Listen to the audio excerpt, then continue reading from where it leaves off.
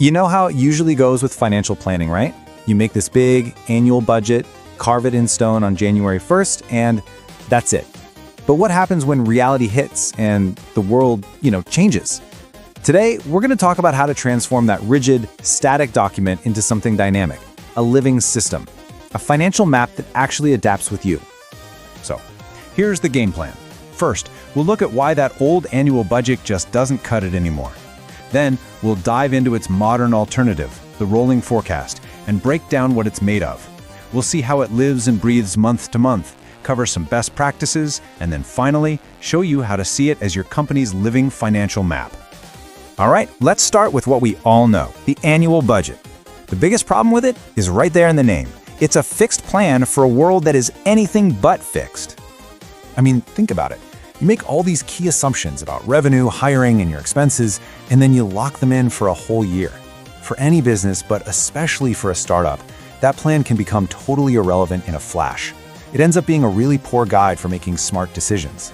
So if the old way is broken, what's the fix? Well, that's where the rolling forecast comes in. It's the dynamic, constantly evolving answer to that old, rigid annual plan. The key phrase here is continuously updated.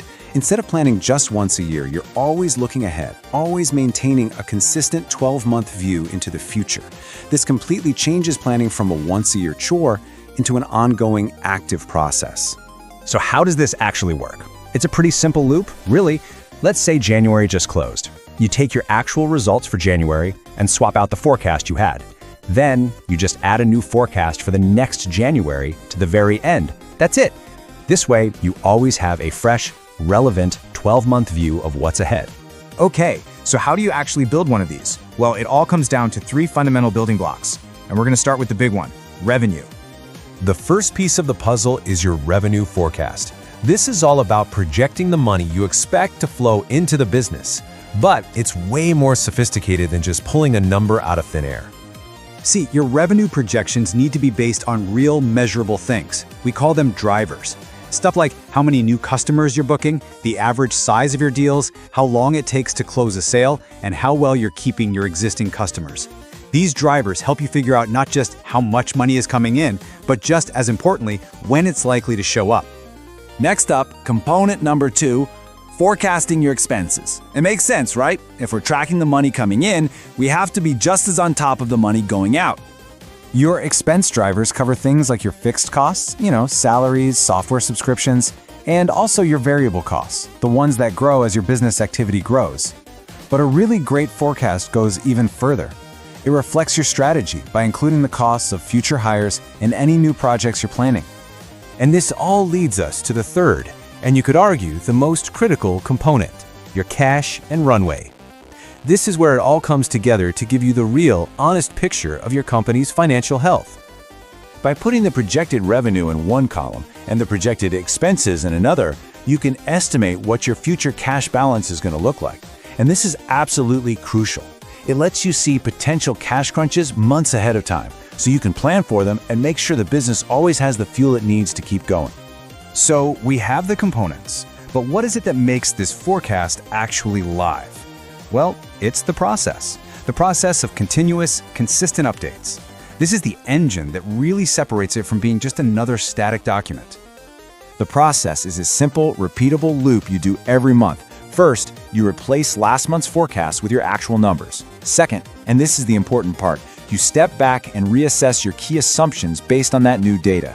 And finally, you tack on a new forecast month at the end to keep that 12-month view. Now, to make this all work effectively, there are a few best practices you want to follow.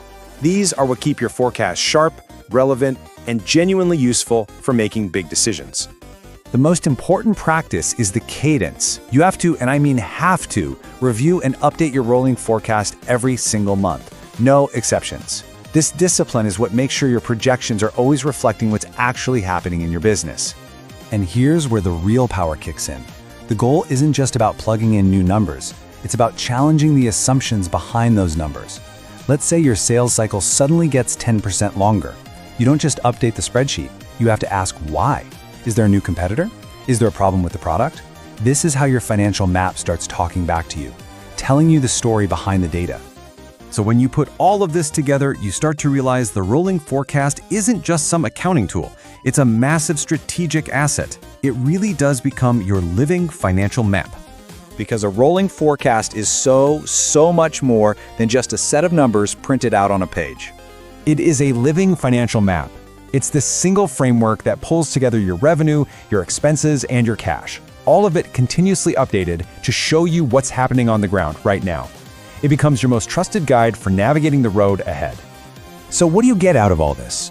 You get what's called structured adaptability. The power to pivot based on data, not just a gut feeling. You enable truly informed decision-making.